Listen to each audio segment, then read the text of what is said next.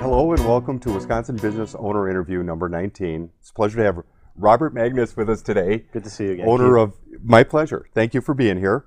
The owner of Spinweld Incorporated. Correct.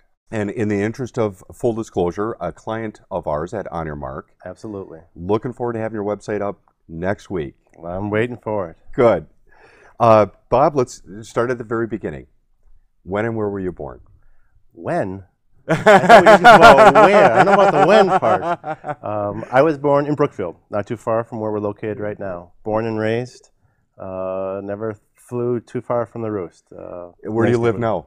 I live now in Brookfield by about 2 miles from where I grew up. Nice. But we live in a different district, so even though I like all the community surroundings that where I grew up, so now we bus our kids to school, we drive a little further to go to church. We're just a little bit reserved, but we're comfortable there. Good area. Nice community to grow up in. When you're growing up there. You're the youngest of 5.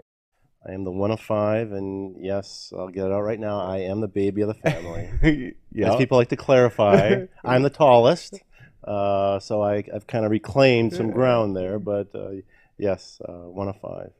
The 3 oldest are boys, your sister and you. Correct. And what kind of circumstances were you raised in? What'd your folks do for a living? My dad was a traveling insurance man, so we didn't see a lot of him. Was very involved with coaching and things, so he was there for the Monday practices or Friday practices, and then he made a weekend games. Work he made a schedule work, and then during the week we didn't see him. So that was pretty much of our life with my dad's in terms of insurance. My mom also worked. When I was old enough to be at home alone, so I must have been around 9 or 10, maybe 12 years old, then my mom went to work. Nothing else to do. She wanted to get on her own. All the kids were all gone. So she was a salesperson, as I was so ingrained many years ago, of selling motorhomes. And that was next door to Elliot's Diner. You knew the name. It just came to me. Elliot's Diner. Correct. I've eaten there many a times. Yeah, and that's where the Olive Garden is now on Blue Mound. Correct. And it was an old railroad car, stainless steel. Elliot's Diner. How did you know that? It just came to me finally when, I wasn't searching for it. Good. Now, what grade school did you go to? St. Dominic's. Oh, you went to parochial grade school. I went to parochial grade school. I was there, first grade. I mean, now they start you at K3. Well, okay. Okay. Well, then it was first grade, I believe, to 8th grade. Okay. Yes, I was there for 8 years. What kind of a student were you? Average. I was into sports. Okay. Sports were more important than grades. You didn't need anything else other than sports, at least in my mind at that time. And the grades there, I mean, parochial school of that time, it's not like if you're doing average there, you're doing pretty well. You are. Their standards are a little bit higher. You're getting a little more from what maybe other families need and what they're looking for. And so it filled my parents' need, and I'm very proud to have that education. And I think I turned out okay. Yeah.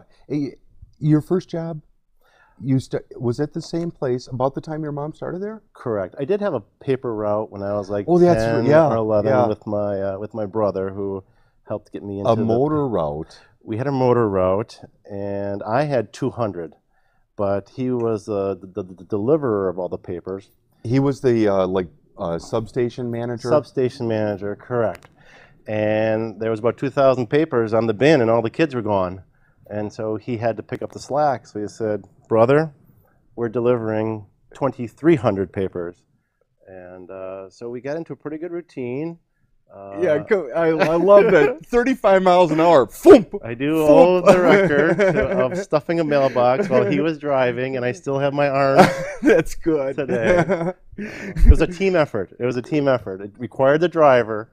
So your first job, you must have been 10 or 12 then for that. I was helping it, 10 or 12. And then you were, 12 or 14 when you started? When I had a real job in the outside world, basically, yes, I was working where my mom was being a salesperson, and I was painting bumpers, trailer frames. You know, the motorhomes, the tent campers? Yeah. They got the black framing around it. My first job was to scrape the bumpers and then sand them and paint them, and then they graduated me to the LP tanks, thinking it wouldn't blow them up. So yeah, that was my first job when I was 14. And you really continued that a lot. I mean, full-time in the summers? I did. And you that right through high school? All through high school, to a point where I would probably not have my kids do that. I mean, if you look back to say, what would you do differently in your life a little bit? Yeah. I mean, I did work a lot, but I think I also gave up a lot in terms of high school. And I don't want my kids to do that. What high school did you go to? I went to Brookfield East. Okay. You went to Beast. I went to, yes. That's the name of the robotics team there. Oh. We help sponsor them. Oh, great. And yeah, our awesome. COO here, her kids have been involved in that school. And yeah, and That's so we sponsor a couple of those. And I love the name. It's a B with like a little lightning apostrophe, East. What happened Beast. to the Spartan? Well, that's the team name for sports. Good. But yeah, for the robotics team, it's cool. Right, good. Now, so were you involved in extracurriculars? What kind of high school student were you? I was average. I just got by. Whatever I needed to stay either on the JV or varsity, just to get the grades up what sports did you play? Played a lot of football and a lot of basketball. Excellent. You know, and when I grew up, there wasn't soccer, there wasn't volleyball, and I wasn't big into baseball. Okay. So even though my dad was like a pitcher for a minor league, really, and no one fell into his footsteps of a what baseball. Organization?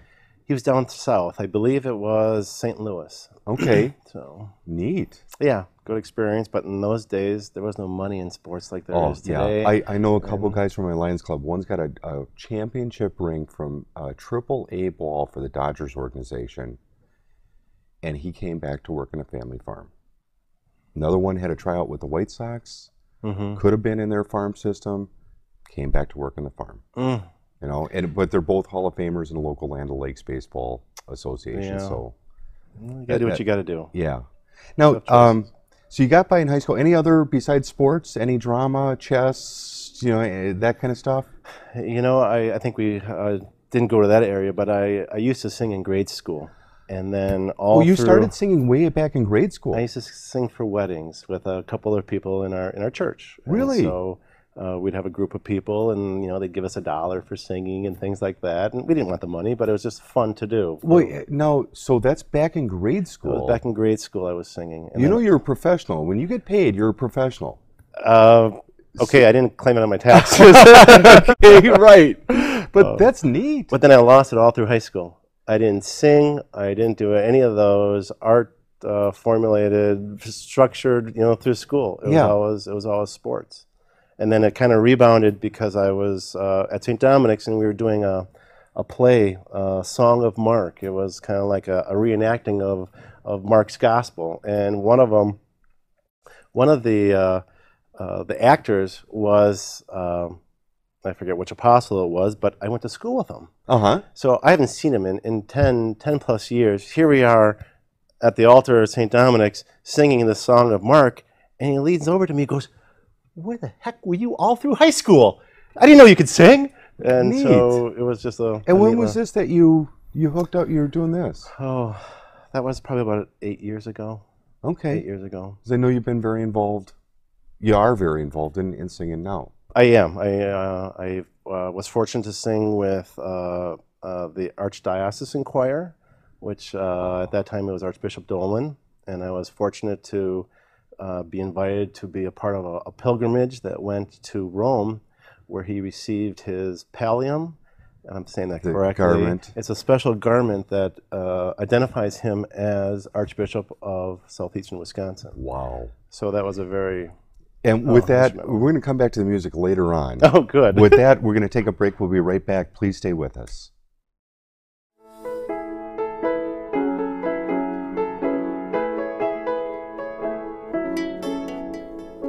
Here at OnYourMark LLC in Sussex, Wisconsin, we do web design, production, programming, hosting, internet marketing, and now offering digital photography and digital video. Check us out on the web at onyourmark.com or call our toll-free number 1-800-747-3399.